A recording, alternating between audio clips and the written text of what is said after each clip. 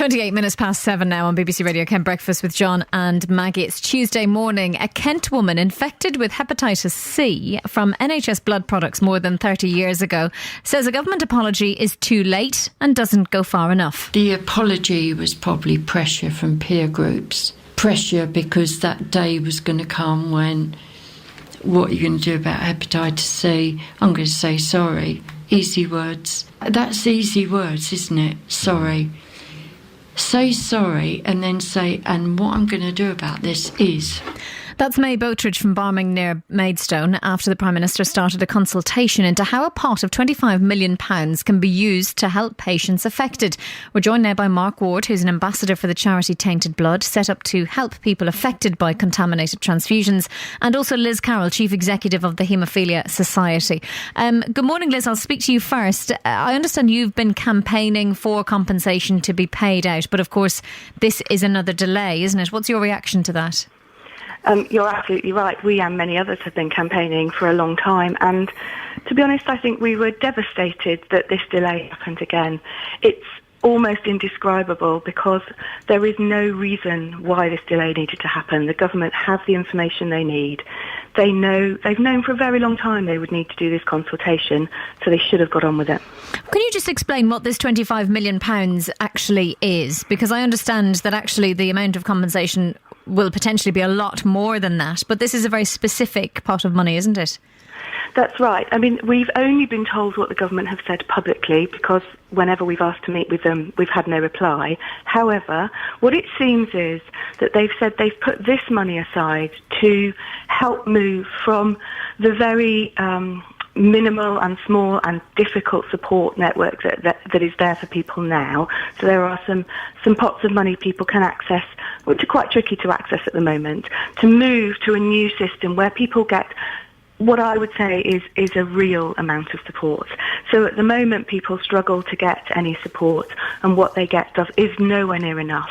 So this is supposedly to help move to a new system. And our hope is that it will enable people to not worry about whether they've got a roof over their head, to be able to put their heating on and to have some dignity in their life and to get some decent healthcare, because there are an awful lot of people who are in desperate situations through absolutely no fault of their own. So at the moment there is some money available for people. They do get some form of financial help. Is that correct? There is. It's not available for everybody, I would say, and it's quite difficult to access. You have to prove what's happened to you and prove that you need the money every single time you're in a desperate situation. And you can imagine that just takes away your dignity. And how many people do you know of across the UK that have been affected by this? There's a lot of work gone into this. So there were just under around 6,000 people who were infected that we know of. But many, many of those have died. But many of their families are still struggling. So there are no more than 6,000 people that were infected. We need to get these people the support they need, the help they need, and just give them the quality of life that they really need and deserve. OK, let's bring in Mark Ward now, who's an ambassador for the charity Tainted Blood. This was set up to help people affected by contaminated transfusions. Good morning, Mark. Thanks for joining us. Good morning. Can you tell us a little bit about your own story? Yeah, mine really continues with what Liz has just said. I was born with severe haemophilia, which is a bleeding disorder, and because of being born with that disability, the treatment used to keep my haemophilia to stop the bleeding in the early days were given blood products, and these blood products were mass produced using donors from all across the world, prisons, borstalls, here in the UK and globally. They didn't care where they got the blood from, and because it was all about money. And of course, things like HIV, hepatitis B, C, A, and many, many other contaminants, and into the 90s, including the new variant CJD, the form of human mad cow's disease. I've been exposed to and infected with all of those. As CJD, I've had batches of blood treatment that came from the blood of somebody who died from CJD. So I'm now on the Public Health at Risk Register. So I've been labelled with something else that it could kill me at some point. Life has been very, very frightening. It's been filled with a lot of pain. And at the time that we were told that I had HIV, the hospital said, you tell nobody because we can't guarantee your safety. And when was that, Mark? Was that back when HIV was very new? That was back in 1984 when I was still only a boy. How are you today?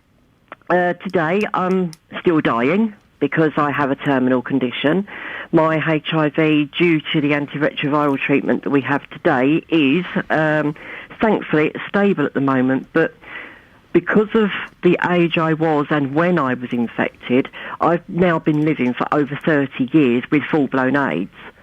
The early treatments that have come along were experimental, so the harm that all of these drugs have caused to my bodily functions, organs, are irreversible. I have severe renal damage. My heart is at risk of a stroke, and the cholesterol caused by these tablets is completely off the scale, so I could have a heart attack at any moment. Now, the government apologised, the Prime Minister apologised this year. Yeah. There is talk, obviously, about this £25 million, this pot of money that will go to helping people like you, and I'm sure people that you come across through your charity as well, Tainted Blood. Yes. How do you feel, though, about that pot of money, the £25 million? Is it enough? No. I think I'd like to make it clear here that we keep hearing MPs and ministers saying about how they're going to change the support network that's already in place. They want to tweak bits. We don't want any more tweaking. We don't want trust funds. We don't want foundations. We don't want to have to continue begging as we have done for decades. So, Mark, what you want is a lump sum compensation paid immediately? I think what we do want is a compensation package, because obviously remembering with our health the way it is deteriorating, I'm sitting here talking to you now not too bad, but as my health deteriorates, if I end up in care, I then don't want my parents or my partner to have to sell their homes to pay for that care. So money is one element of this. The care that we receive has got to be also part of a compensation package for the future. And also let's not forget that this tragedy was avoidable and many lives could have been saved, and the people that have caused this are still in post. Many of these people are pulling the strings behind the scenes, and haemophilia care especially has to be changed root and branch.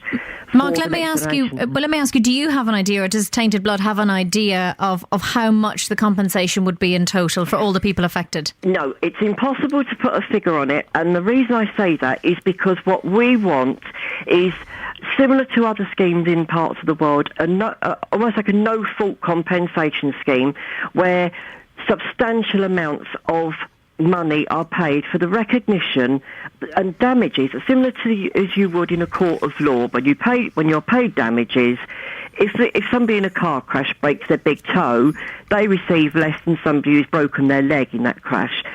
We need to be individually assessed, and then the recognition of the superinfection of haemophiliacs which has taken place, it would be confidentially awarded, each person would be awarded, and that also then includes not just those infected, but again, as I've said, the partners, the parents. My parents have walked every single step of the way with this tragedy with me. They literally have mopped up the blood, the sweat, the tears. They have been with me when each time I've been told, you're going to die, you've got weeks, not months to live. Each time, luckily, I've got through it. But they've had this all of my life, that at any point I can be taken away And as the Prime Minister himself said, that should never have happened. Mark, it's been fascinating talking to you this morning. Thank you very much for your time. That's Mark Ward, an ambassador for the charity Tainted Blood, infected himself by that. And Liz Carroll, Chief Executive of the Haemophilia Society, you heard from earlier on. We did ask the Department of Health to come on this morning for an interview. They declined. They said reforming the payment system is a priority. We're absolutely determined to get this right for the people involved and their families. We've allocated that £25 million to ease transition to a reformed system of payments for affected individuals.